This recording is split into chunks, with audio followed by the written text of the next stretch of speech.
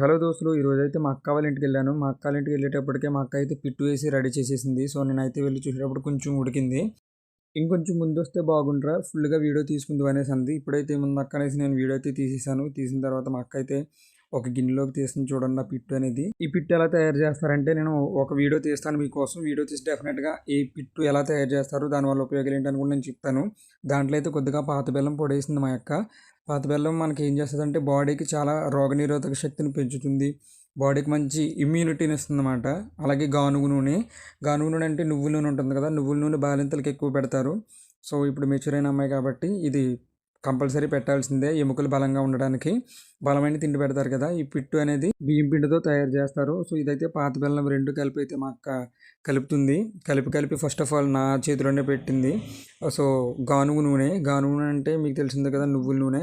ఆ నువ్వుల నూనె వేసి కొద్దిగా నాకైతే ఫస్ట్ ఒక ఉండ చేసి పెట్టింది. చాలా అంటే చాలా టేస్ట్ ఉంటుంది, ఎందుకంటే నువ్వుల నూనెతో చేసింది కాబట్టి అదృష్టం ఇంకా చెప్పక్కర్లేదు. సో అలాగే తినేసాను. చూడటానికి ఎంత బాగుందో, చిన్న ఉండ అందంగా చుట్టు పెట్టింది మా యొక్క.